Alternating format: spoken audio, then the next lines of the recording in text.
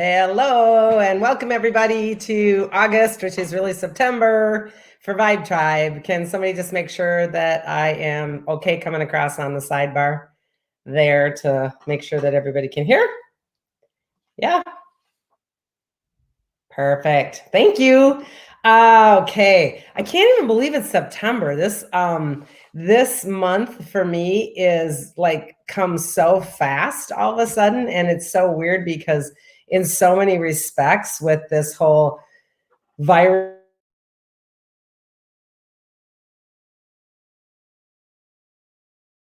and everything slow and frozen, like we're going to talk a lot about in this card this month here.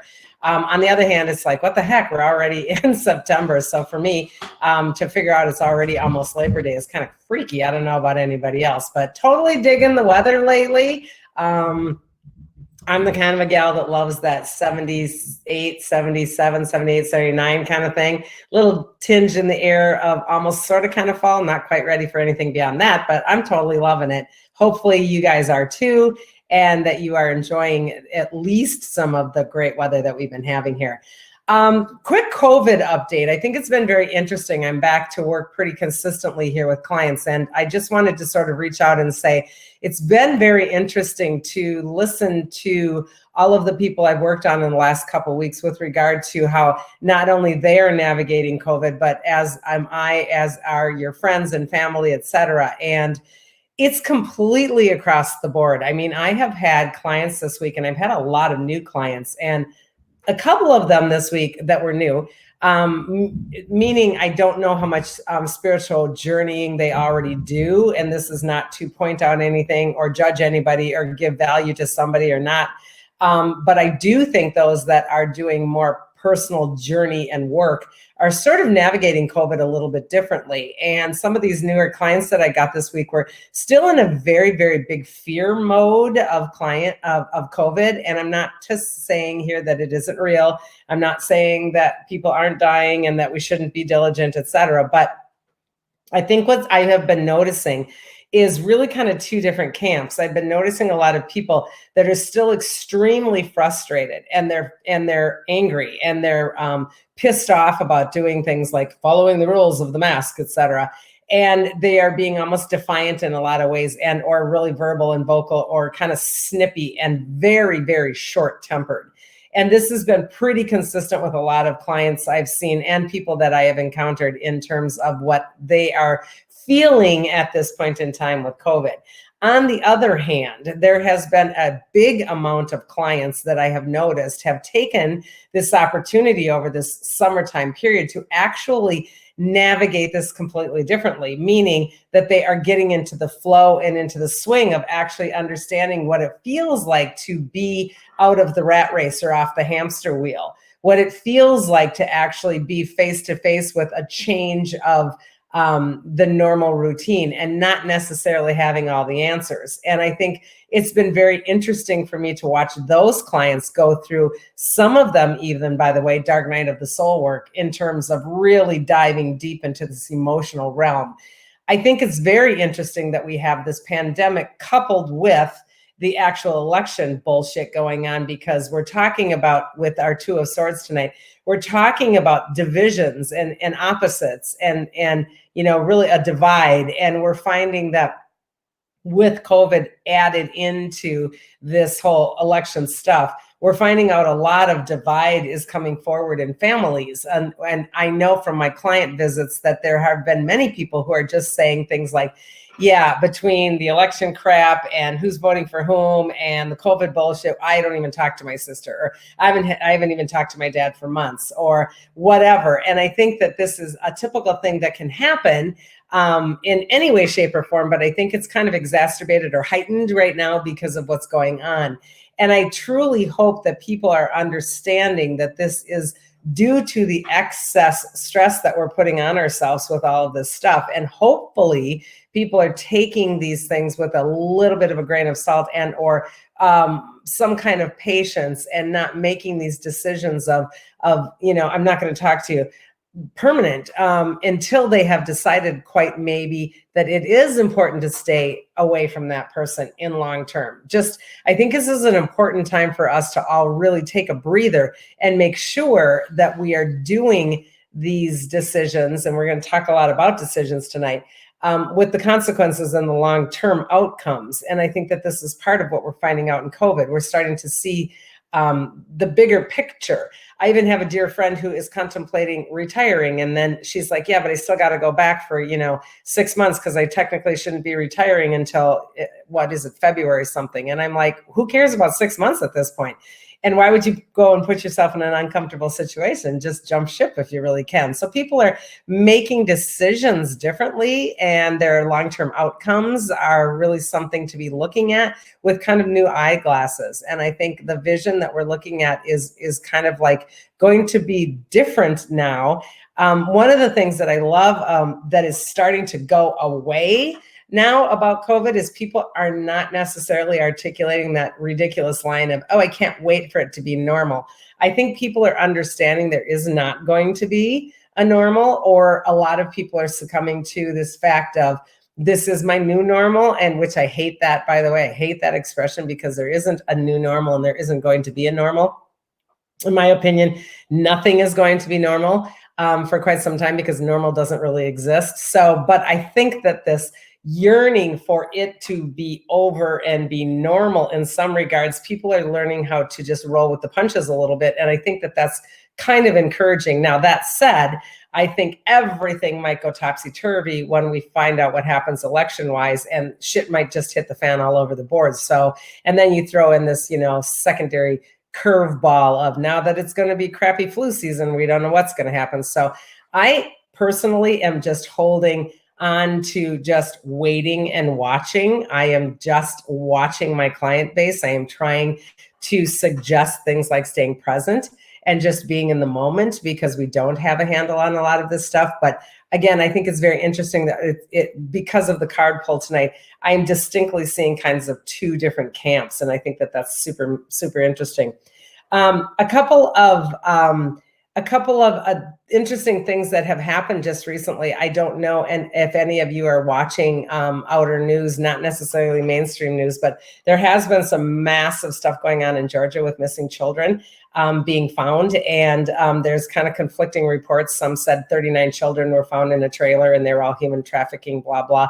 That isn't technically, I'm finding out the actual story, but there is generally a huge sweep kind of going on. And there is 20 to 30 some kids that were human trafficked found recently down in the Georgia area and rescued. And I think that there's some really fascinating, wonderful things going on. So for those of you, if you choose to hold that space for SRA, which is satanic ritual abuse and or human trafficking of children and women, if you are one of those people that holds that space or prays with that energy for that disclosure to come forward, I believe that prayer is helping in terms of bringing this horror into the public eye. It's not something anybody wants to look at. It's not something anybody even wants to deal with, but it is there. And I think that it's very, very important that we start putting some energy into the grids in terms of our hologram to be able to allow this horrific behavior to come forward and then be disclosed and then be disbanded.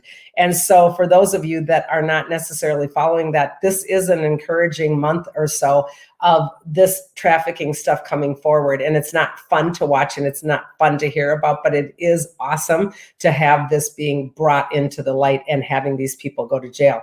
So if you are a prayer, I suggest keep praying. And if you're not a prayer, you might want to start if you choose, because this is what's happening to move that hologram. I'm trying to see what Katie's saying. I'm trying to keep to date on all the Save Our Children research, always conflicting with the news, but what I say is yay, some were found. Yes, Katie, and it's interesting that the mainstream media will not necessarily pick up the story, or they don't pick it up fully, or they pick up a tad of it. And I think that that's super interesting. But if you choose to find other sources, because there's plenty of them out there, and I think that that's really kind of cool. Additionally, another source that came out, and now it is in mainstream media, is this asteroid that's coming. And I think this is very interesting. The mainstream did not have asteroid information coming online until just recently, but yet NASA actually had it on their site. So a healthy sized chunk of space rock, is how they say it, is expected to pass closer than the moon on September 1st. And so I think that's super funny that it's right before the election. And I think it would be very interesting to see where that chunk of rock lands in the US, if it did. But no, it is going to pass through our system. So it is an estimated diameter of 72 to 161 feet. I mean, it's a huge chunk of rock. And I think that that's super cool. We haven't had anything even close to that. There's a 55-foot one, I guess, in Russia in 2013. And it doesn't necessarily land and crash on the ground, nor would this one most likely. But what does happen is it breaks our sound barriers, and it breaks a lot of glass and windows. And the people that usually get hurt from this kind of a situation would be glass and windows and or construction falling to pieces, not getting hit by a chunk of rock coming out of this cosmos. So I think that it's super, super cool that it's coming right literally on the day before we are going into election mode. So I think that that's pretty funny. Other than that, I wanted to bring up Ascension Symptoms. I know from my client work and myself, Ascension Symptoms have been completely off the charts again. I think I said this last time, and I'm going to probably say it every time for a while, so that we are reminding ourselves that if we are having things that are coming back in force in terms of our physical bodies, that we don't necessarily freak out, because a lot of our old injuries are reigniting within our body. Let's say we had a break in a bone, maybe even 4 years ago. All of a sudden that break in that bone in that whole area of the body is starting to come forward and scream a little bit and want some attention. That's actually what happened to me. For those of you that know that I fell in a pothole on election night 4 years ago, and broke my ankle, and I am literally having it locking up like crazy lately on my left ankle. And my old knee injury, the only two injuries I've ever had in my life, were kind of back to back. And that is on the right-hand knee, and that's really affecting the right-hand side of my lower trunk. So it's like they're coming back with a vengeance in terms of getting our attention. In my particular instance, coupled with a whole lot of other things that I've been doing physically as a meat body, a lot of work in physical form, my feet have been locking down with almost like plantar fasciitis. And I am noticing that not only me is having that happen, but it, what is Katie saying? Yeah, November 2nd. Sorry, that's when the asteroid is. Yeah, before election day down there. I just caught that out of the corner of my eye. Yeah, so November 2nd is the asteroid, Katie, right before the election. So anyway, back to plantar fasciitis. I think it's very interesting that not just I am having trouble with that, but a couple of clients that I know and other people that I know have been having very big difficulty with the arches of their feet, the ankles of their feet, the toes, and literally some in the plantar fasciitis, like breaking down that whole, locking down the ankles and such. And I think it's very, very interesting. Mary's saying she has it again. It's a cycle that we're coming back with, because there's a lot of different energies that are happening right now. And so especially if it has to do with the trunk, especially if it has to do with the actual root chakras, which are in the palms of our feet, obviously. And a lot of us are having it in the hands as well. We're feeling, oh my God, I feel like I'm full of arthritis. These things are very, very susceptible to us right now, because we are having such an influx of different energies coming in. So be aware, like me, for example, if I start to do, drink too much wine, I get too much sugar in my body, and then I get inflammation. And then I find those joints in those hands and those joints in those feet don't feel so good. So it's a good way to monitor wine intake.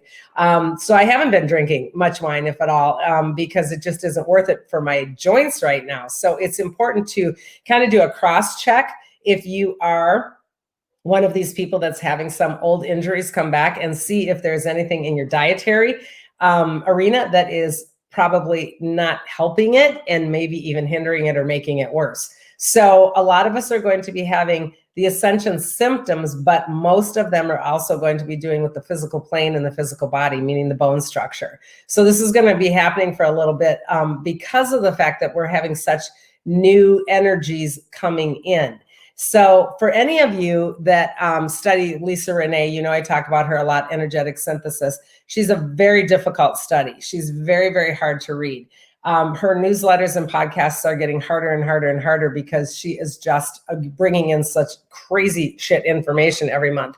This month, she did something called the Sophianic Plasma Shield, and it was a really long, difficult podcast. I think it's about an hour and 13, 14 minutes. And but it's very, very interesting. I've listened to it about 3 times.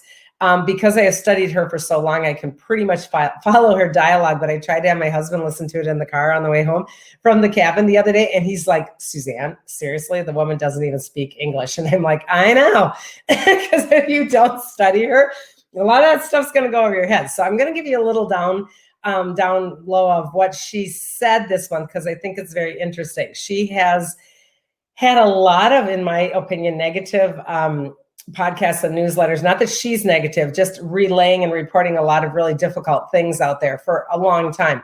This particular one this month was one of her more positive ones. And I really was grateful to see that. And I was grateful to read that, because me, as an architect worker, somebody who goes into the holographic work, I also feel like there are massive changes happening that are really great. And I know when I go out into that work is done in a lot of ways in the architecture, meaning the way that our blueprint of reality has changed, because a lot of the architect workers like myself and whomever else does that stuff out there has really done a lot of that work. It's like our job is done. I've said that in the last couple of webcasts.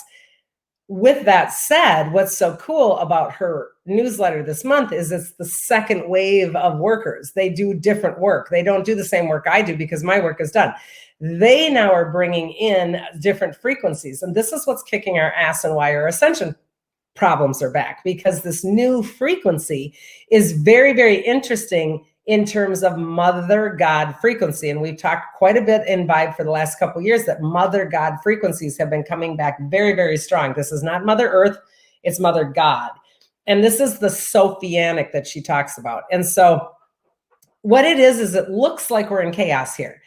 It's very difficult as an architect worker to go out and do my meditations and then come back into this 3D world, hearing and knowing fully that things are fine, and coming back to the bullshit of everyday life here and going, how does that even make sense? That doesn't correlate. I don't get it, because there's chaos here in terms of our eyeballs. But when that chaos is happening here, we have what's called an obsolete planetary architecture, meaning it was out of mode, it was out of date. And we've redone that. We've rebuilt the architecture. So when that has been rebuilt, it is quietly transforming through a deep, powerful cleansing everything else. And the hologram itself is the matrix of our reality. We need to understand that we live in a matrix of reality. There is a blueprint that says what is going to be real. And then with our thought, intention, and feelings and emotions, we put into that hologram and it becomes our real. So this holographic matrix is going through a huge and very important change. And it has to do with sound waves. So what we need to understand is in our holographic world, just like in our chakra system, we have different elements of consciousness. And in our hologram, we are that micro of the macro. Remember, we as our human body, and I'm going to kind of scribble this out a little bit this time. So here we are, and we are our human body, and we carry our chakra of root and sacral. I'm going to do them every other so you can see it. Solar plexus, and then heart, and then throat, and then third eye, and then crown. Okay. So when we have our holographic change is within our own structure, but that duplicates out here in the big, huge grid patterns of creational reality. This is all being changed. This is where Suzanne does that really big architecture work. When this happens out here and we change our creational reality blueprint, it affects us. When there's new information coming in here, it affects us. So in our humanness, in our chakra system, our crown chakra carries what's called the Harmonics of Creation. It is literally the harmonics of creation, meaning the strings of thought patterns. It's in my book when the Energy Healer's Book of Dying shows the different chakras that shut down, and it talks about what we're connected to. This crown chakra is connected to the harmonics of actual creation itself. It's like the strings of the blueprint rubbing together, and that makes that music that we hear about during a death experience, something we've never heard before until we die. That's the harmonics of creation. So this is the first sound waves that come in. Then we get down into here and we start to get light, and we start to get light in that third eye. And then we move into another level of sound. So we have light sound, all coming in. And this actually in the macro was taken out of the equation a long time ago. In the macro, we were shut down in the wave pattern of sound on the mother frequency. The father's frequency brings in light. The mother frequency brings in sound. And when we put those two together, the Father God, the Mother God, we create that Sun, S-U-N, and S-O-N if we want to count us. Frequency is the tri-wave. So in the big picture for eons, we have had no access to these sound waves because it was programmed out, which only left us with light. This is really important because when we were only left with light, we got bamboozled that only God is light.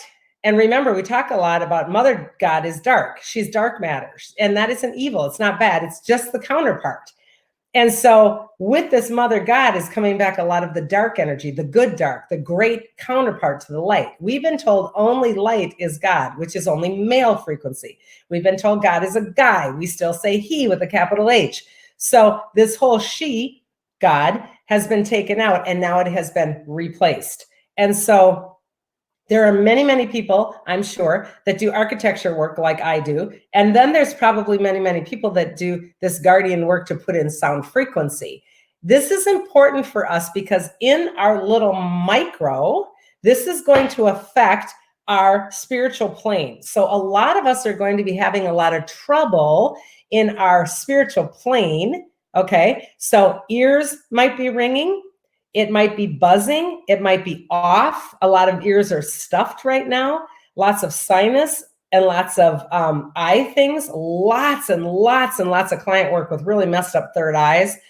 This can cause head problems. We can start hearing things that weren't there before. The frequencies are different. So this is correcting all of the messed up architecture that had no sound in that macro world out there, bringing in this female God frequency even more strongly. So what that does then is it will reunite the light body with the sound body. So the light body, meaning that male frequency, with the sound body, meaning that female frequency. So we are going to be more complete. We are becoming what we call hierogamically complete, meaning male, female, sacred marriage of self.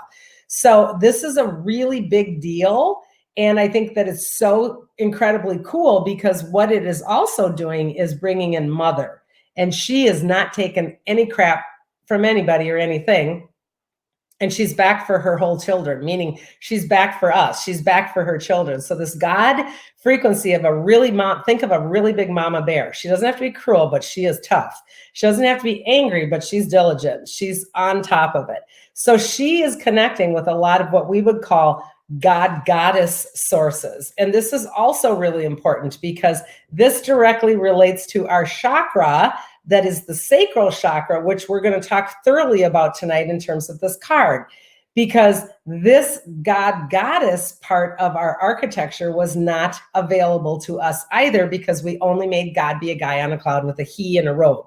Okay, so this mother stream of frequency and sound is manifesting throughout this whole entire thing now. And it is doing what is called activating previously dormant sound bodies, meaning it was all off. Just think about it was all offline. My whole computer was offline. My internet went down. Think of it that way. Our internet went down in terms of our mother God. And we are now bringing back up the internet and we are rebooting the program. And this is really, really super cool, but it screws with our polarity in terms of our humanness being on the planet. And this is so important.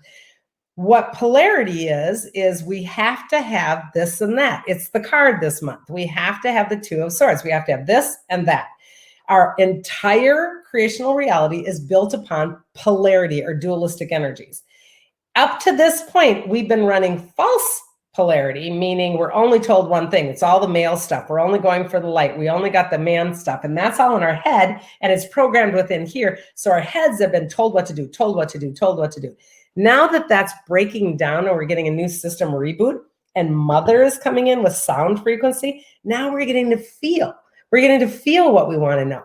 Female compassion, mother God energy is the emotional body, the sound emotional body.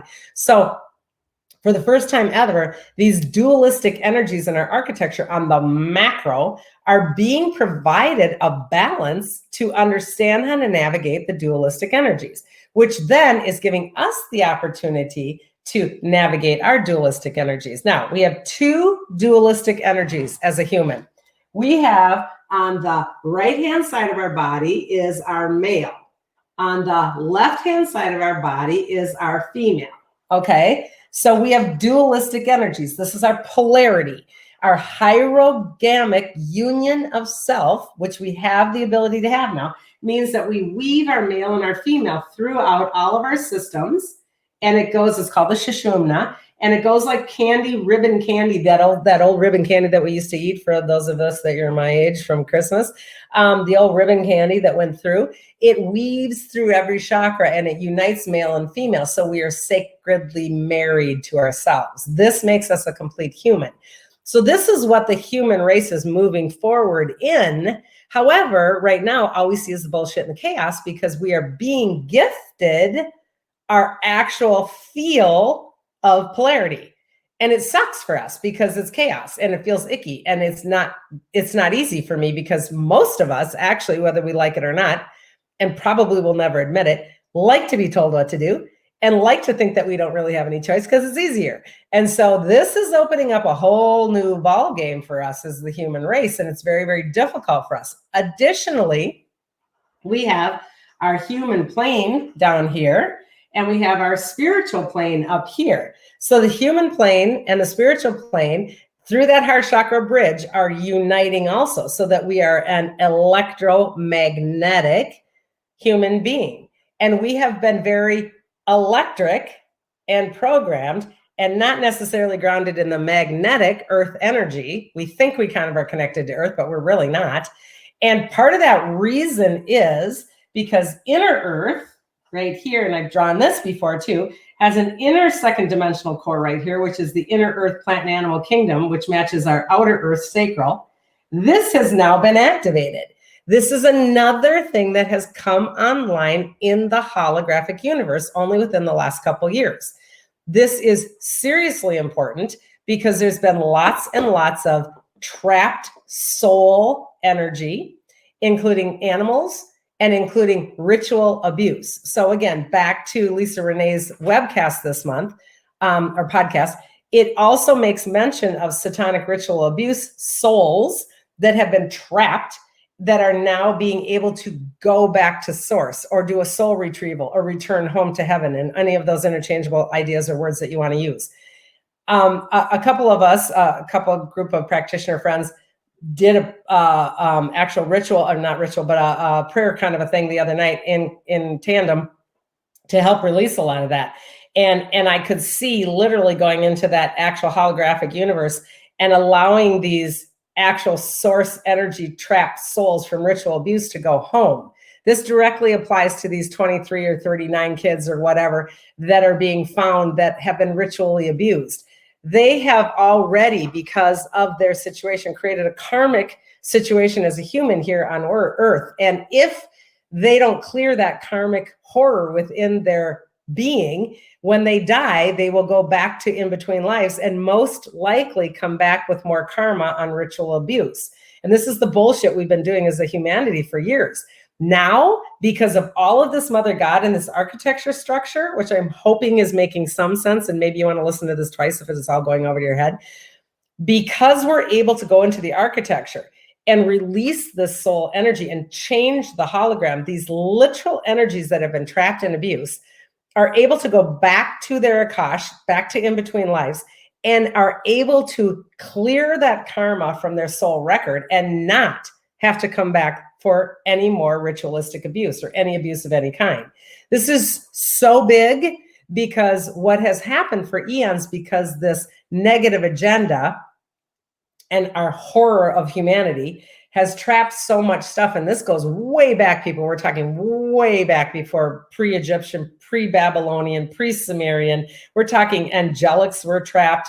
Animals for ritual abuse were trapped because we were told this stuff was on behalf of this God, and it was all bullshit. And so when this awfulness gets released, they no longer ever have to do that cycle of karmic wheel of more abuse, more abuse, more abuse. So eventually this is going to clear the slate of human ritual abuse, period. So if we can do this in tandem with people that know how to remove architecture and release souls and cross souls, people that know how to hold prayer for that, people that are on boots on the ground, actually releasing 29, 34 kids, whatever, and really making it happen here in 3D. If we can do it from all perspectives and all angles, this completely changes the actual realm of reality here on this planet and for humanity as a whole. This is so freaking big, and it is so beautiful. And at the very same time, it is so horrific and so difficult,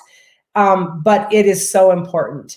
And so again, this energetic gift of the Sophianic, meaning the mother God, sound frequency is creating an opportunity for us to find our hierogamic union. At the same time, it is forcing the entire creational reality here in 3D and beyond to remember polarity and dualistic energies. Right now, we are at the height of polarity and dualistic energies, but we're doing it in fear. We are doing it, you're white, I'm black, you're right, I'm wrong, you're Republican, you're Democrat, you're a Trumper, you're a Bidener. We're doing this in such horrific ways that we're not understanding a oneness of the dualistic or a transcendence of the dualistic. So back to the actual chakra system, what we need to understand on that is that, quickly, when we have the human body, those chakras, here's the root, here's the sacral, solar plexus, heart, throat. 2 and 5 are partners. They partner up because 2 is the sacral that gives me the male and the female, my relationship to. The root chakra is a singular energy. It's me, survival of my own fittest. I, me. And then we move into the second one, which is our sacral, which starts to give us the energies of 2, meaning me in relationship to you, me in relationship to other things. Me in relationship brings in another being, and it gives us this polarity dualistic opportunity. This is dualism in our belly. That's that inner core that's been ignited. So with this Sophianic stuff, we're being ignited. This is a gift, but it doesn't feel like a gift because we're angry and we're different. Where we're really pissed is in our throat, because I'm going to scream, well, you like Trump, I'm not going to talk to you anymore because I don't even believe that you like that and you're my dad and I won't speak to you ever again. This is what humans are doing. 5 is what is called transcendence of duality. 5 is the first chakra within the spiritual realm. It is the opportunity for us to get out of physicality of duality and transcend that with knowing everybody is right, knowing that your truth is right, but mine is also right. And those two don't have to look anything the same. So this new Sophianic sound frequency is allowing us that ability to relive, re-understand, reignite, rework dualism and understand that. Secondarily, on top of that, we have this opportunity as we're moving forward in ascension to 5D to find transcendence of that duality, truth of everybody's right in their own way. And I don't have to make that changed. I don't have to make that different. I don't have to be validated. So these two partners are very, very interesting to me right now because they are working like crazy. If we're ascending from a 3D planetary reality to a 5D reality, moving through that 4, We're doing it because Mother God came back with 2. So this is super important and super exciting and really difficult, I know, but it maybe listen to this one more than once if you need to, because it really does make some like sense in the architecture. I'm trying to see what she's saying here. I'm really struggling with that lately, trying to understand how 2 completely different views can both be right, when, of course, one seems so wrong to me. They don't seem to align in any way. Awesome, Sarah. Thank you for bringing that up. Okay, here's how it works. Remember, God energy does not have a body. It's an actual energy of love frequency that wants to create. That's what it's all about, the creational body I am. We need to have different bodies of experiences for that I am to fill out all the pieces of a puzzle of creational reality. So why would every single solitary piece in that puzzle have the same exact viewpoint or the same exact situation or the same exact feelings, emotions, thought patterns, actual physical reactions, sense of smell? I mean, you name it, everything that happens to you. And I'm going to put my cup over here. I did this for a client the other night.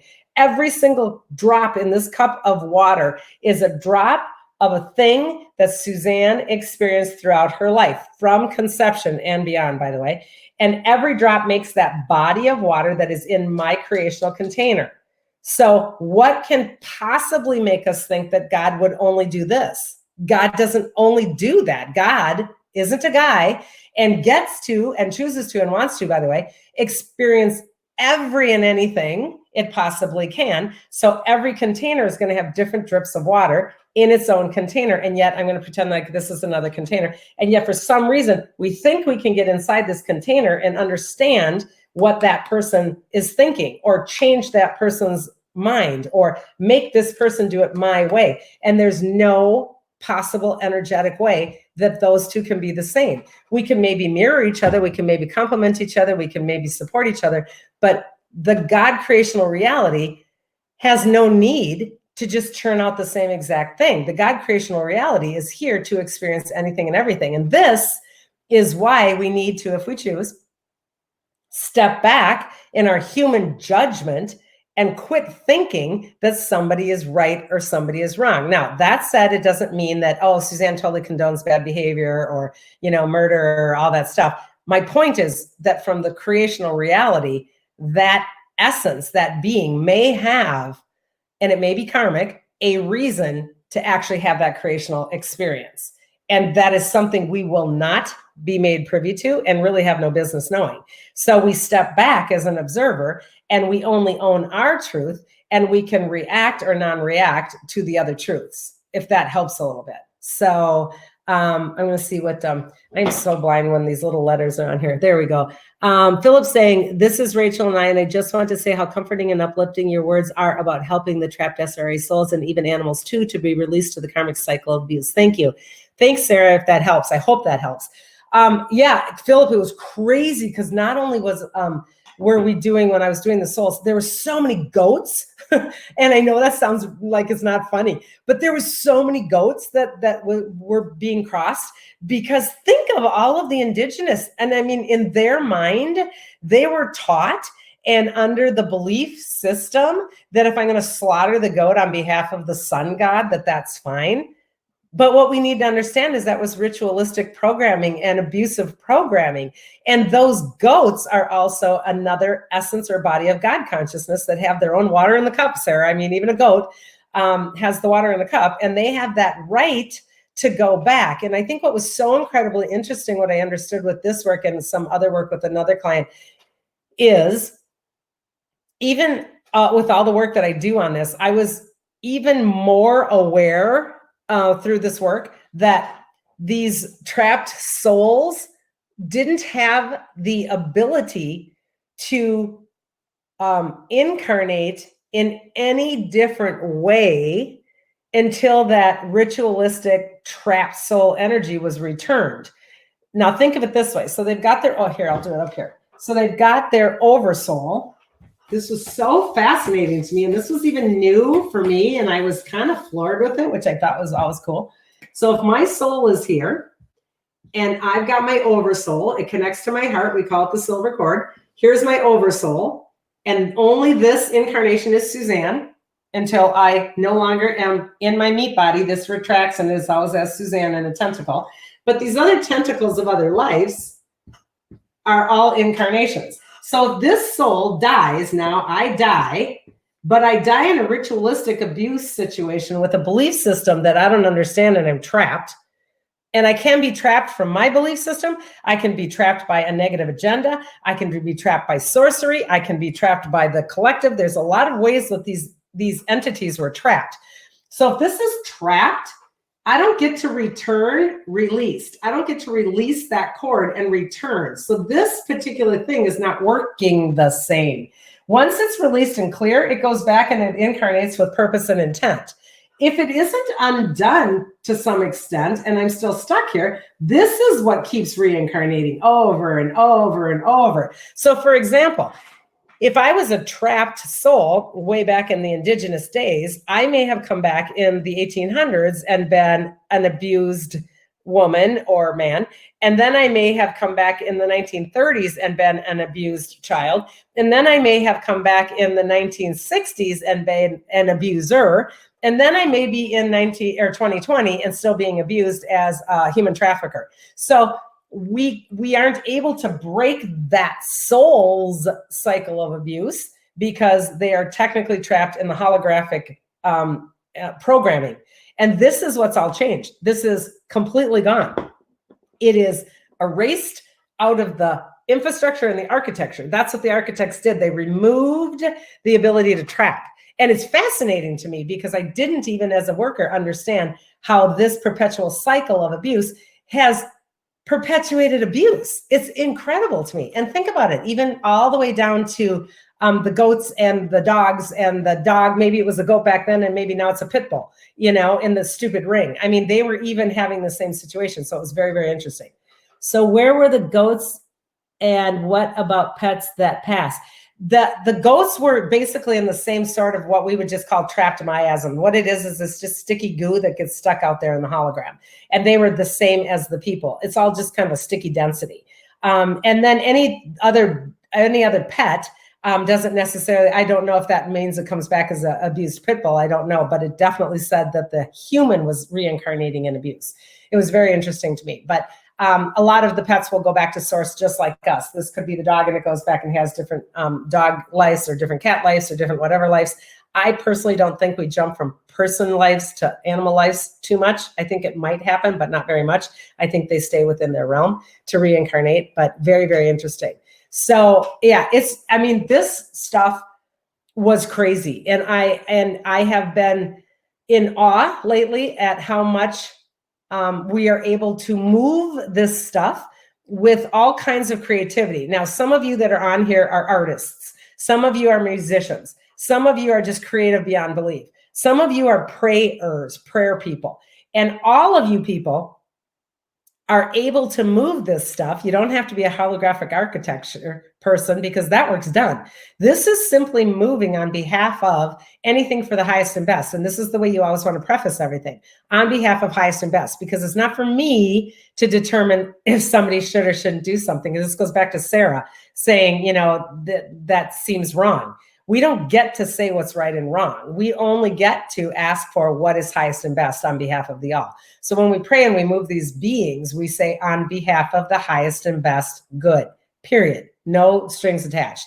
And so we can do this offering up of intention in a million different ways. We can light a candle, we can sing a song, we can bang a drum, we can paint a picture, we can do all of the above, we can sound and tone.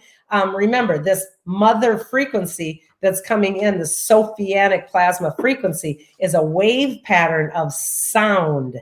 This is exactly why I put in for the cool tool this month, the actual Hertz meditations, because the Spirit Awakening was the tribe, Spirit Awakening tribe music is what I put on for Cool Tool. You can find it on YouTube, you can download it, you can do anything, but the Hertz is very important because the Hertz frequencies are part of the way that we remove some of this stuff. So most elemental state of vibration is sound. This is what's coming back. This is what's back into the hologram because of this mother. Everything has an optimum range of vibration and frequency. It's called resonance. And so our organs, our cells, our body emits and takes in sound. We move it through us. We're like a porous situation. And when we have these 432 hertzes and these 528 hertzes, these frequencies or resonances will go through this grid pattern, and they will log on, and they will start to take and activate in my physical blueprint much more healing in terms of my organs, in terms of my happiness, in terms of everything. And like I wrote on the cool tool this month, this particular channel has a sound frequency for a million different things. When I had that E. coli situation, they had a sound meditation with a hertz to get rid of E. coli. They have it to lose weight. They have it to find happiness. They find it for abundance, etc. So our physical, emotional, and mental body and spiritual body will align to these hertz resonances, and it will work to do the clearing and the actual alignment to these bigger hertz frequencies that are coming through from the Mother God. So it couldn't have been a more perfect crossover for a cool tool right now in terms of what this offers you. They have a really beautiful thing on, and I wrote this on the actual page, but I'm going to read it to you. This is how they describe their music. They say, Spirit Tribe Awakening is here today to inspire, uplift, and spread positive healing energy with our music, co-creating more peace, love, happiness in your life and the millions of people connecting with us. Think about it. If you're doing these meditations and you're doing them on a consistent basis, I can guarantee you there's a whole lot of other people out there in that collective consciousness container that are also tapping into the same exact beautiful music at the same exact time or not. It doesn't matter. It's still into the actual holographic build out here. And so all together, we are hanging on to beautiful, wonderful frequencies and resonances, ultimately healing, changing, and transforming the low vibrational energies. This is a form of praying. It's a great way to meditate. Letting go of negative thoughts and emotions, recharging the light within you, refueling your mind, body, heart, and soul with positive, powerful energy that aligns you with your innate power, potential, and resources. When you raise your vibration, you also raise the collective vibration of our beautiful planet and all the life within it, because you are important. You are important to this planet. You are valuable. You are a beautiful expression of life, powerful beyond words. Really great message on their website. So this sound frequency is so big right now. And the really difficult part is it is offering us this experience of dualistic energy, which is kicking our ass on the Two of Swords. So with that said, the Two of Swords, our card pull this month, on the Pills actual deck card, the artwork is beautiful. It has two glassy swords with the same shape. They're exposing a secret of duality. It has like a beautiful little sheer, kind of like a drape, and revealing the difference between day and night. But the traditional rider art is super interesting. It is a blindfolded woman dressed in a white robe. She's holding two crossed swords. The blindfold over her eyes is the important part. It tells us that the woman is confused about her plight and that she can neither see the problem nor the solution clearly. She may also be missing relevant information that would help make her decision much clearer if she were to obtain it. The swords she holds are in perfect balance. Again, sacred, geometrically aligned, male, female, up, down, spiritual, physical. It's that alignment within us. So she is aligned holding these swords, but it suggests she's weighing her thoughts and addressing both sides of the situation. So in this Two of Swords, we are finally uniting thought and emotion. And again, light and sound. We've got all of the tools finally in our so-called holographic toolbox. The water behind her is dotted with rocky islands and represents the emotions. And while the Suit of Swords traditionally associates with the mind and the intellect, the water presence shows that the woman must use both her head and her heart to weigh her options. This is important right now in our creational reality, because when we're being drawn into all the bullshit of COVID and watching the news and what is the CDC saying and what is the WHO saying and what is ABC saying and what is CNN saying, we are really being torqued in our head and not necessarily working from our heart. So this traditional card artwork is very, very important. She has to consider the situation as a whole. She needs to understand that there's a lot of places to get her information out there, and she needs to weigh them accordingly, not just go blindly into something and or blind herself from making that decision. So it's a really important artwork this month. The traditional meaning of this card is the epitome of what we've got going on. Conflict, for and against, partnership, division and completion, yearning for oneness, indecision, skepticism, wavering, union of opposites, difficult decisions, weighing up our options, at an impasse and avoidance. This is a very, very difficult time for us, and we are really falling for this card in every negative way, shape, and form that we possibly can as humans. And I think it's just so interesting how I pull these kind of blindly, like I said, but they always make sense. Pills has a really cool thing that he says in his description. He says, in the tension of opposition, indecision and doubt take hold. See, we get caught up in it and we get frozen and are not put aside by even the sharpest of intellects. Untiring analytical comprehension tends to break the world down into little puzzle pieces and then put them back together again without ever grasping the sense of the whole picture. So we need to understand the big picture. This is what's important about coming into an electoral vote. We don't want to just get caught up in this moment in time and this or that. And I seriously, for the first time, am at a place where I'm doing very much the Two of Swords. I feel frozen on both sides. I feel everything sucks. I feel like I don't know if you can even start to pick the best or the worst of everything or anything. It's just such this card right now for me personally. And I think that this is interesting. What I was thinking about today is very much about what the meditation offered. What does this administration look like in not tomorrow, not in 6 months, not even in a year? What does it look like in 3 years? What does it feel like in 3 years? What does it look like long-term for climate control or change? What does it look like long-term for humanity? What does it look long-term for the Supreme Court decisions, et cetera? So I think it's important for us to not just jump in rash decisions because we're pissed or we're blindfolded.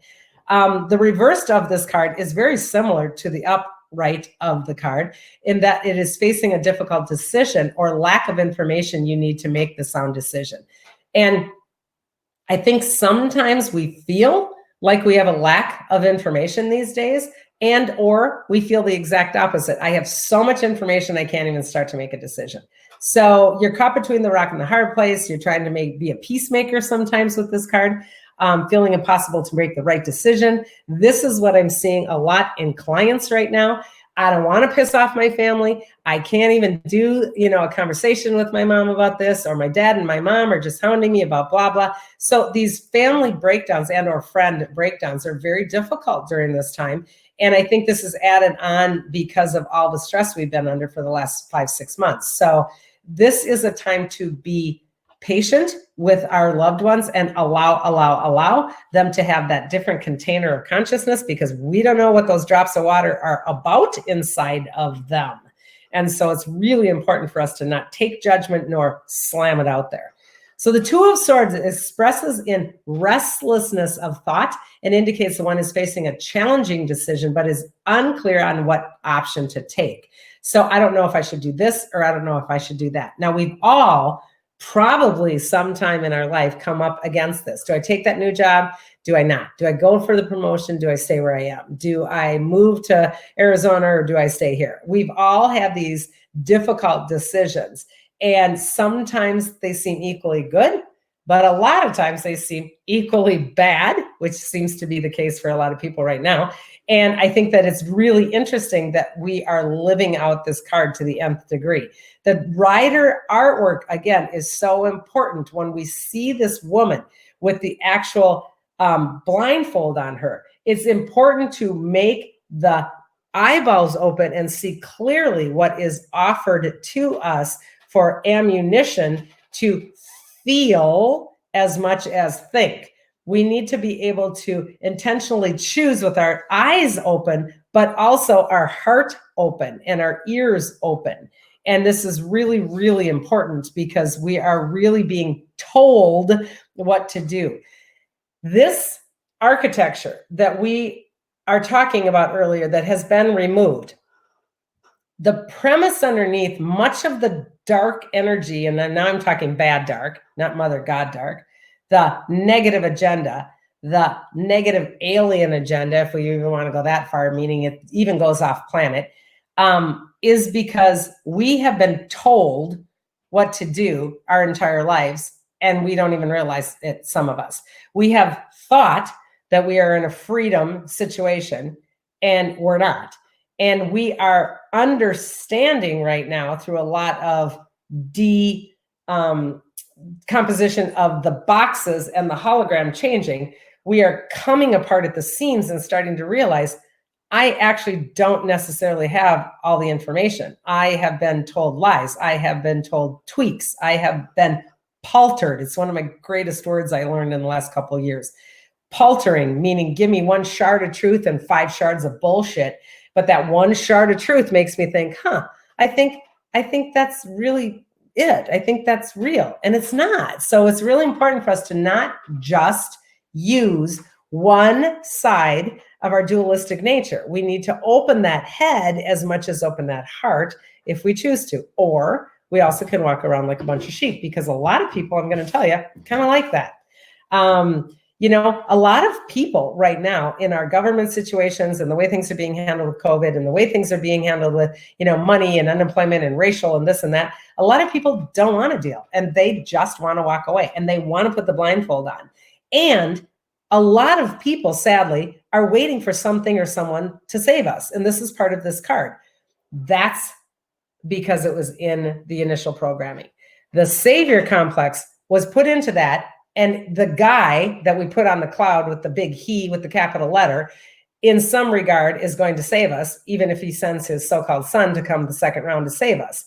Or we have now a government structure that's going to save us. Or we have a CDC or a vaccine that's going to save us. Or we have a job situation where the unemployment check is going to save us. And or we have QAnon out there, which is cracking my ass up to watch. Q, to me, for those of you that don't know QAnon, look it up if you choose to, but it's actually very interesting because it provokes thought. I don't ever think that Q is right and don't even really care to go down the Q rabbit hole, but I think it's interesting.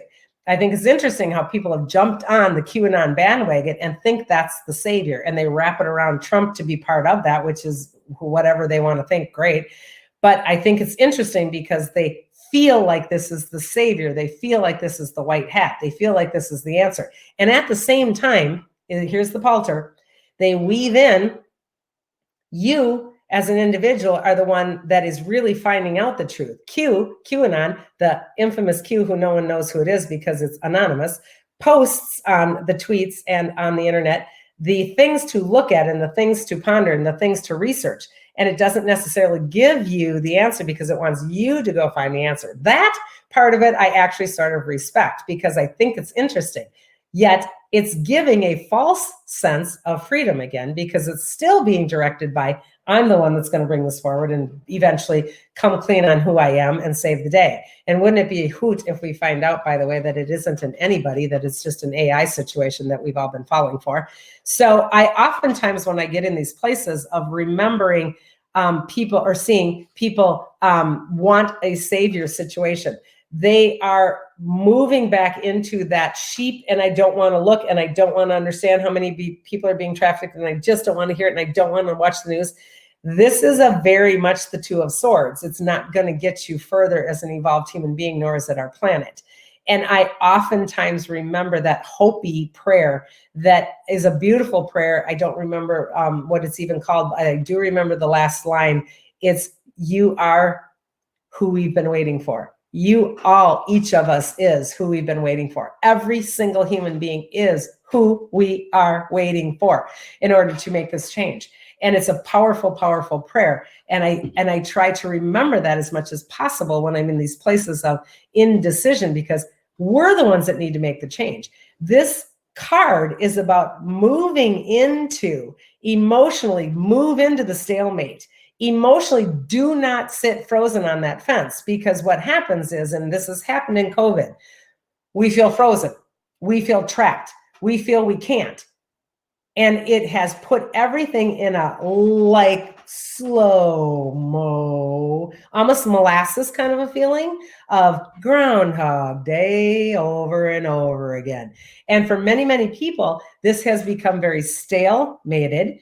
And so many people have decided to move into that, through it, and beyond it. And other people are just stuck in it, and they're pissed as hell and they're angry. So like I said at the beginning of the webcast, we've got really two divisions of camps going on right now with how people are handling COVID. Hopefully, you're in one of those camps, or at least in a place where you're making a decision of some sort. At least make a decision of some sort, knowing what consequences follow with that, because it's important for us to move through something.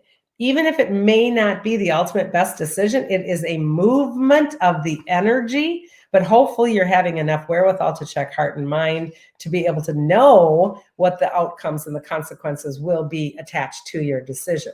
So it's important to make movement of some sort. We can save ourselves if you do the work. You are the person looking at the face for your happiness for today. Oh my God, it's our mom. That's my sister.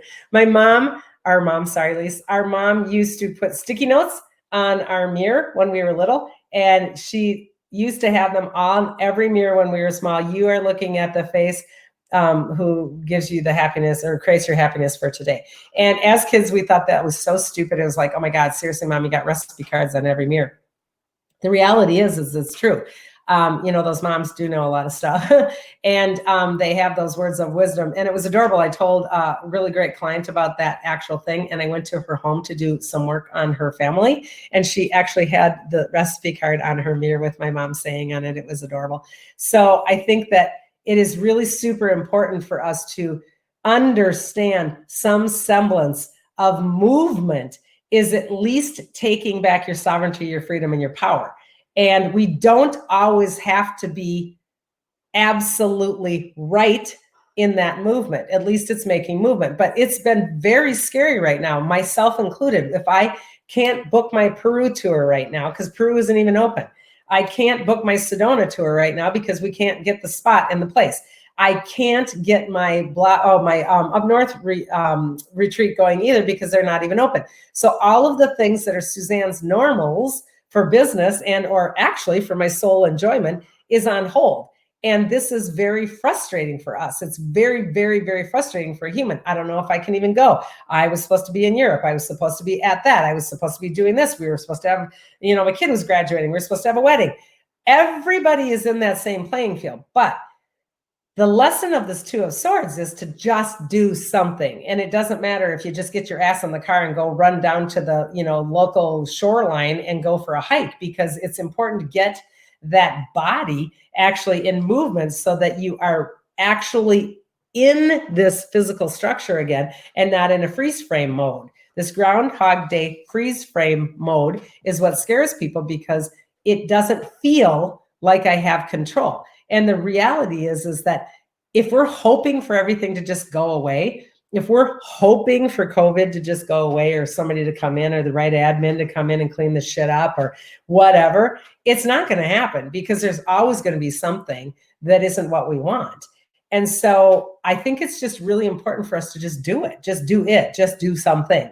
And it can be something as easy as, like I said, go out and get a walk-in if you're frustrated, or go scrub a toilet if you don't know how to get back to your reality. That's always my favorite one.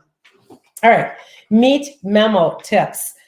Super important ones, keywords, cause and effect. This is one of the actual laws out there, cause and effect, karmic return. This is very much about what we were talking over here. Cause and effect for the physical plane, when something happens, make something else happen. For example, if I am actually watching my calorie intake, if I'm actually going to the club, if I'm running 5 miles a day, I'm going to have a cause and effect of losing weight. So this is a very physical, and it can be emotional, mental, obviously too, but it is a very physical way to play out on the physical plane in the physical body. So cause and effect is a universal law. This is a karmic return law. So this is a very, very important keyword to really tap into. What is the cause and effect if I vote this way? What is the cause and effect if I quit my job? What's the cause and effect if I retire early? And it's really discerning that and jumping into it. The emotional plane tip keywords are world of duality. And we have gone over this from the beginning because that's basically what this card is about. So world of duality is in the emotional plane. And the reason I picked that keyword for the emotional plane is because it's in the emotional plane in your chakra system. It is in the emotional chakra, the second chakra, the 2D chakra. This is exactly where duality is. It's exactly where the Mother God is activating. This is exactly what we want to be in, as long as we can couple it with that 5D understanding. Oh, I also can transcend it. I also can allow somebody else their truth. I also can navigate both sides of this. So this is a really important, really big way to look at dualistic energies. Sometimes dualistic energies, by the way, don't necessarily compete and conflict. That's what a lot of this card talks about, is conflicting and competing energies. Sometimes dualistic energies can actually complement. So this is found a lot of times in relationships, for example. You're the crazy hard worker, I'm the chill factor. You know, we can complement each other. You're the type A, I'm the chill, you know, whatever. So they're complementaries, okay? Mental plane. The keywords are thought exchange. Thought exchange are presented here in the mental field. I want to point out again that they are always in all of the areas, but they are designed in the mental field within our human body to be igniting our psychic senses. We are understanding in that mental field that, yes, we have an egoic mind, but we also have a divine mind. We can partner this egoic solar plexus energy with our third eye energy. I can have my egoic thought exchange, but I can also couple it with a higher version of my divine mind and my higher psychic senses. So I can start to use, for example, my skills of telepathy, or my skills of sentience, or my skills of audience. And so I can start to understand, oh, I can make decisions beyond just what I'm reading on that screen, because I can use those psychic senses and expand my thought exchange. So we humans are very powerful. And do not forget that this spiritual plane and this thought pattern up here and this divine mind oftentimes knows the right answer. And this egoic mind can align with that by using all of those psychic senses. So really good words for that mental plane. And then spiritual plane keywords were yearning for oneness. And I think it's so interesting because when we're in this dualistic chaos, all we think of is separation. I mean, we just think separate, separate, separate. You're the black one, I'm the white one. You're the Democrat, I'm the Republican. So we think so separate. But underneath the actual human yearning is primal. The yearning of the primal want within that sacral is actually oneness. I want to have relationship. I need, and I'm going to use that word, and I rarely do, need relationship, because I get to have it and I choose to have it. So this need and yearn and wanting for oneness is super important. And during these very difficult times, this is probably one of the most amazing times to find oneness by traversing the chaos and the horror. And we talked extensively, I think, during the post George Floyd situation. And I think it was either that month or the month after. I talked a lot about being a starseed in terms of this has been a time that Suzanne, as a starseed, meaning I don't have the same kind of emotional response as a lot of others do. I've always kind of been picked on or made fun of in my family that I don't have any compassion.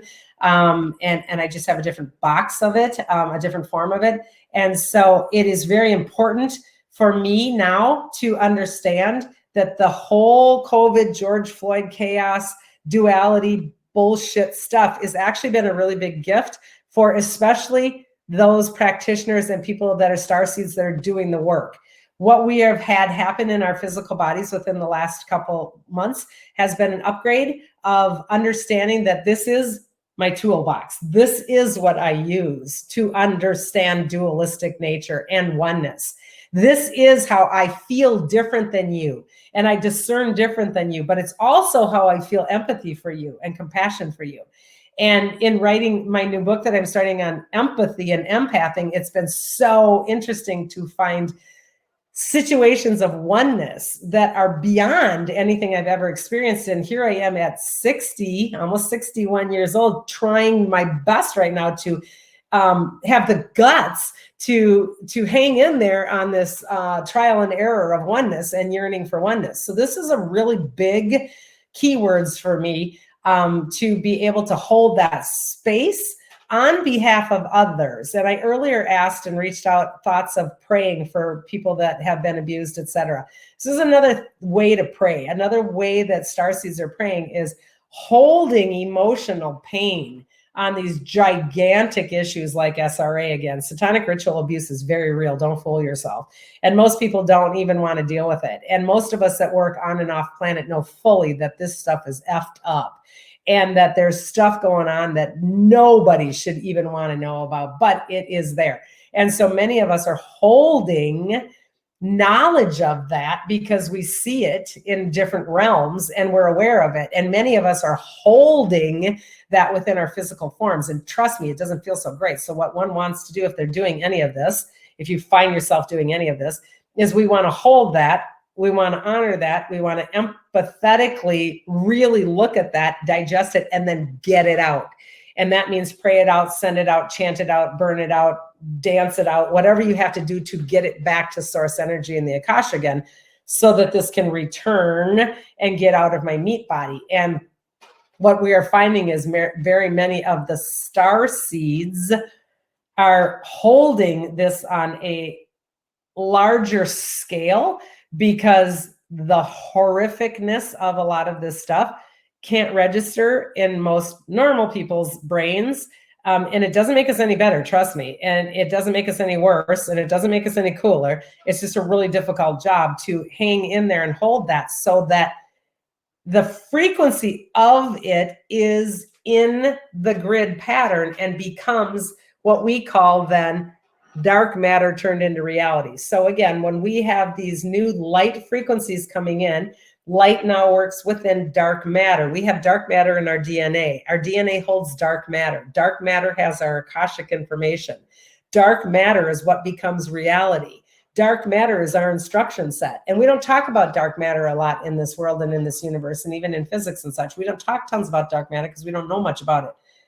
But dark matter is what creates reality. So a lot of us are holding on to a lot of this stuff in the grids, the darkness, and in this case, the ick, and letting it sit in there so that it becomes available to move into a reality, which then turns into, you find 20-some kids in a trailer in Georgia. You know, I mean, it becomes a reality. So it's not been a very easy task, but again, you don't have to do it. I obviously know that I'm doing it and I'm choosing to do it. The most important thing is to move it through.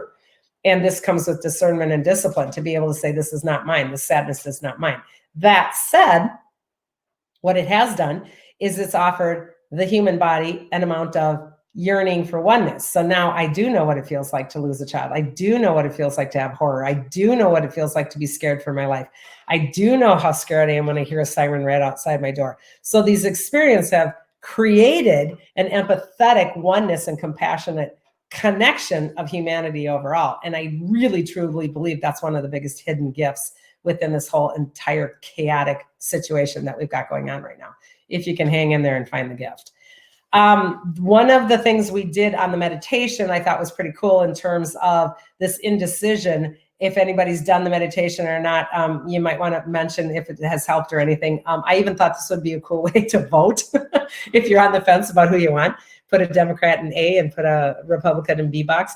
And basically it is moving you through a situation of where you have doubt. And I don't know how to move forward with this or that. And it's a great meditation on a whole feel center and owning the feel on both sides of that, and then sticking them on a shelf, one labeled A and one labeled B, and then stepping back in the observer mode and then letting that divine mind come through and using it to pick whatever is your higher truth. And it would, I think, be a really cool way to maybe investigate how you want to move forward in some pretty big decisions in your life. And, you know, maybe it is who to vote for, who knows. And then lastly, the video was very interesting. That's awesome, Katie. She needs a C department or the mothership, just right. You know, again, nobody's going to come and save us. So that's funny though. Okay. The actual training video I did on the word skepticism, because I think that this is a very interesting word, and skepticism is part of this card. And the card expresses itself in restlessness of thought. This is a very big piece of this card. The head doesn't shut up. I want to know what's going on between conscious and unconscious. Attention wanders. I don't know what I got. I'm all over the place. I don't know what to think, et cetera, et cetera.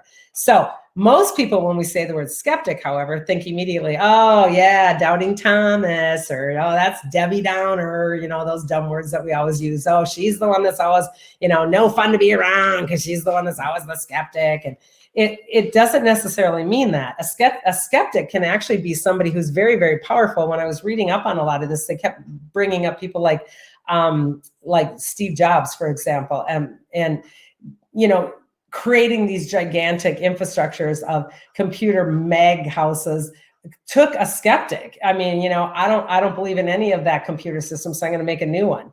You know, I'm going to design the car differently because yours sucks. I mean, you know, I don't think yours is ever going to work, so I'm going to do it this way. So lots and lots of amazing people have become very large, successful stories in life because of their skepticism. But right now, that's not necessarily the frequency that's going on out there. It's more of cynicism versus skepticism. So it's very easy to confuse the two.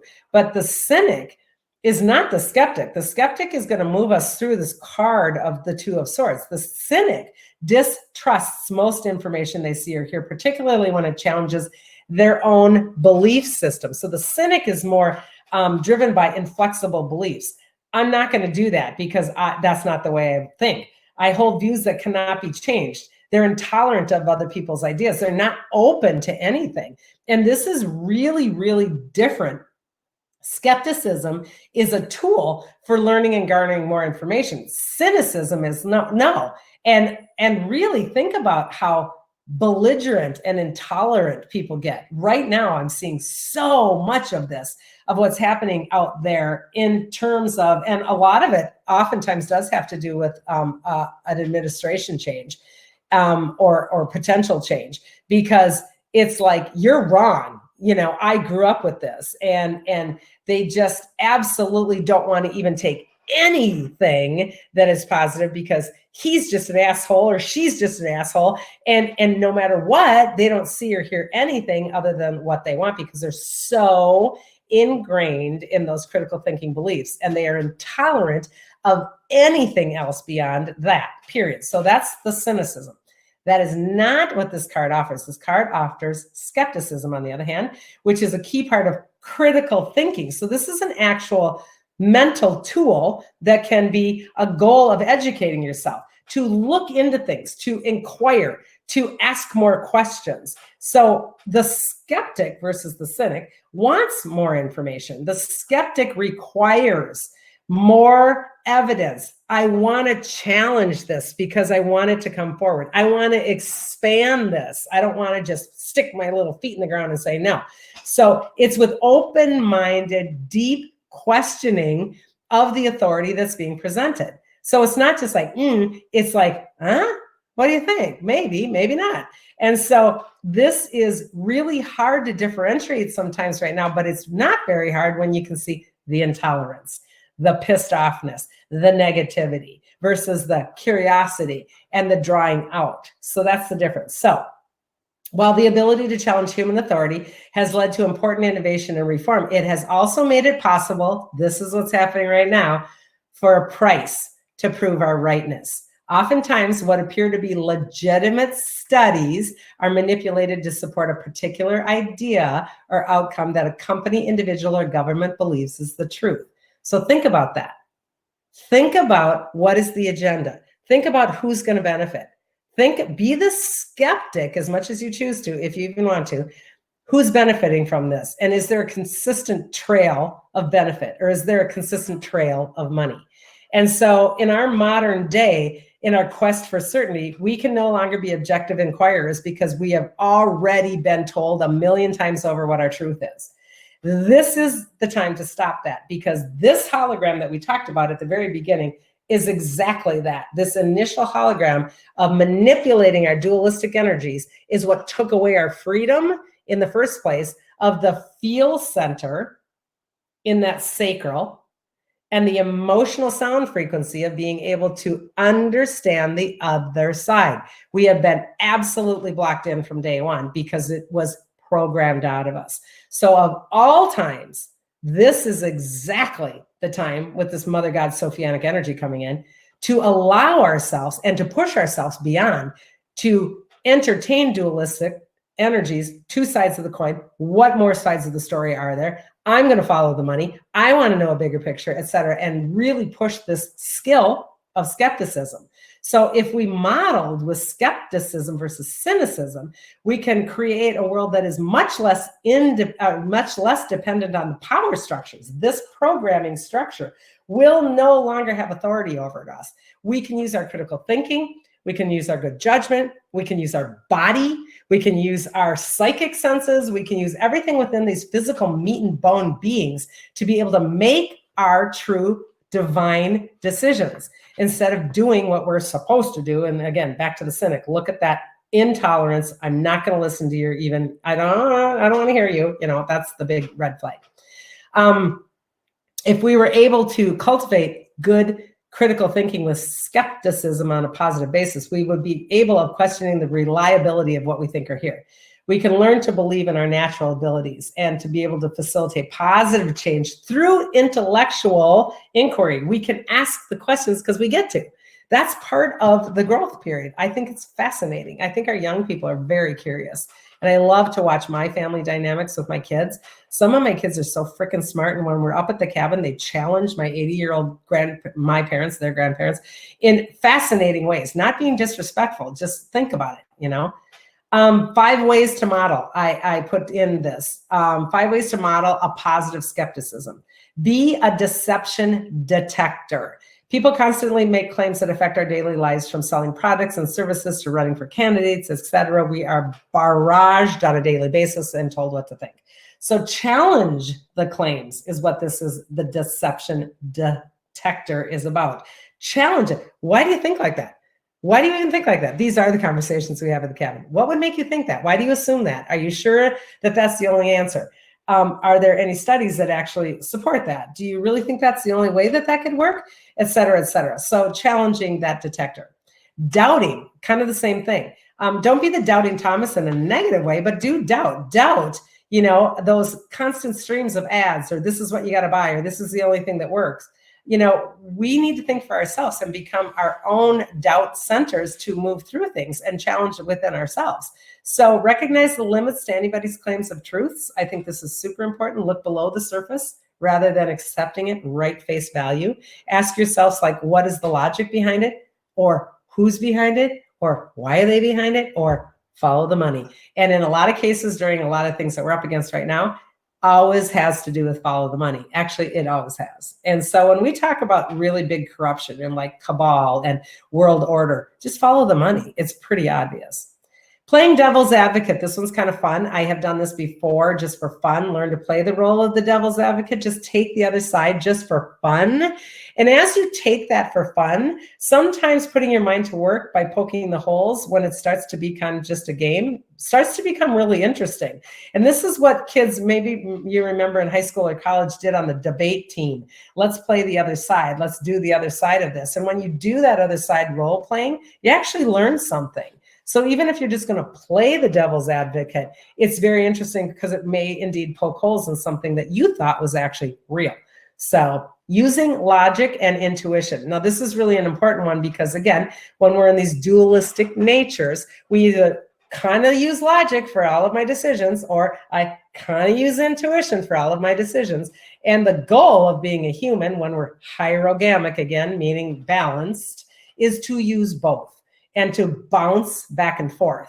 Lots of times I do both in terms of just checking with my actual body and then looking at some facts, or look at the facts and then check with my body, or look at it 3 times and check with my body, you know. And I do a lot of pendulums. I do a lot of body checks in my gut. I do a lot of connecting this way. So I do a lot of intuition, but I also am pretty analytical about a lot of things, and I like to question. And so research, do your own due diligence. It's very important.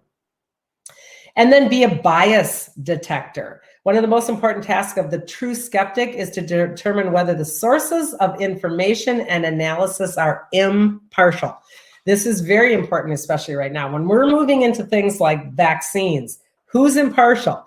Who's behind it? What's their agenda? What did they get out of it? Are they making any money off of this? Are they involved with something? And it's pretty easy to do your own homework. Back to QAnon, this is one of the things that I respect about the Q movement is they are pushing everyone to be their own detector. They're pushing everyone to be their own advocate. However, it's still very manipulated. So again, it's fun for me to look at something and see both sides even there.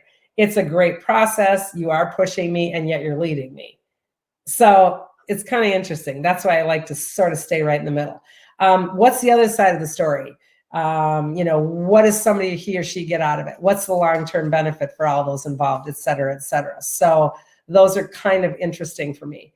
Follow the money has been very big liner phrase that runs through my head this year, especially during the COVID process and making things like, even through the George Floyd thing, what's going on, who's supporting what, who's financially involved, who's sending these people into town that aren't even from our own community, et cetera, et cetera. It's very interesting to just follow the money. And then spiritual skepticism, I added in at the end of that video. I like the idea of spiritual skepticism. I have changed a lot in the last year. And in fact, a lot of this chaotic stuff in the ascension process has really flipped a switch in me as far as my spiritual journey. I admit more than ever that I don't know anything half the time. meaning when I go out there, I know a whole lot of stuff sometimes, and a lot of times I don't know anything. And then when I come back in here, I sometimes know a whole lot of stuff, and there's a lot of times that I don't know anything. So I'm kind of getting used to this so-called mystery of the mysteries. And I think that that's really kind of a great place to be, because the mysteries of life are part of the enchantment of being human. And I still occasionally like to feel like I want to jump on a webinar. And even when I do these, I am never, ever, and I say it all the time, I'm not here to be your truth. I'm not here to change your mind. Take what resonates, toss the rest. I say it all the time, because I only share what I know. I share what I learn. I share what I experience. But in this year alone, I have found a multitude of things pop up that are telling us how to live and how to experience and blah, blah, blah. And I have been really highly disappointed with a lot of my so-called go-tos that I was comfortable with in the past. And I think it's very interesting. This is where my skeptic went through the roof this year. I started to watch a lot of individuals that I respected in terms of podcasts and or channelers and or information in the past, finding them saying almost like mainstream media is all saying the same bullshit lines. A lot of the gurus are saying the same lines, and they're all of a sudden having this like across the board feeling. And it does, in a lot of cases, by the way, have to do with QAnon. A lot of them jumped on the QAnon rabbit hole. I refuse to go down any rabbit hole. I'll sit on the edge and look in and find the rabbit ears and go, holy shit, that's a rabbit and that's got ears. But I'm not going to go 100% in and completely torque my feeling. And a lot of these so-called pretty mainstream people out there, not mainstream, pretty elevated people in the world of metaphysics have kind of turned this corner this year. And it's made me kind of take a step back and go, okay, I'm just going to listen with one half an ear. I'm finding myself listening as I clean the kitchen, or I find myself doing it as I'm doing something else instead of before I would like listen. And I have found myself going this way much more. I have found myself, and this is only Suzanne, working as a human more than ever this year. My spiritual skepticism has nothing to do with what other people believe. I don't want to only believe it because somebody believes it and tells me they should. There isn't a spiritual master out there for anybody. There isn't someone, again, that we're waiting for that's going to give us all the right truths. Everybody's version of their higher self and truth goes this way. And we can share it and we can learn from one another. But if you think, again, there's that one savior or that's one program or that one thing, this gets very cynical for us eventually and very disappointing. So I love to share my ideas and my thoughts and my journeys, and I love to share my experiences. And if they resonate, great. And if they don't, find somebody else, because it doesn't matter, because we've all got something or somebody we can learn from, myself included. So I'm trying this year, and trying is my new word I'm trying to get rid of. So I am giving up like feeling I want to be more spiritual and enlightened. I'm actually this year feeling more human, and I'm enjoying the things that are easy, and I'm enjoying the breeze, and I'm enjoying my family at the cabin, and I'm enjoying, like, oh my God, that tastes like a really good tomato. I'm experiencing really 3D wonderful, beautiful things that are joy filled at the very same time as still meditating and going upwards. So for me, it's a balance. And this is part of this Two of Swords cards. It's a balance of staying in this physical meat body and enjoying this stuff on this plane. Just, you finally feel meat body. Ah, sisters. Yes, I finally am feeling my meat body. And, if you got to give me plantar fasciitis to do it, to make sure my feet are on the ground, so be it. I'll move through that too. But I think it's very interesting that we have endless opportunities on how to do this. And again, that said, I do not have to be your version of what you should do or shouldn't do. It's just what I do and what I am doing. So I'm just going to close this. Sorry. To round down, a lot of stuff going on, a lot of really cool energies coming in. Please be kind to yourself during this time period in terms of patience and actually getting some really beautiful experiences out there, because it's some volatile energy and it's not going to go anywhere real soon. So I appreciate everybody. This is really special for me, for you to take the amount of time that you do and share it with anybody that you choose to, because I think these are important days for us to kind of like get the word out there that we're not all nuts. Okay. And so until next time, and in between, oh my God, everybody, happy Labor Day. Hope you enjoy it with your family and your friends. And I'll talk to you soon. Bye-bye. Cosmic hugs.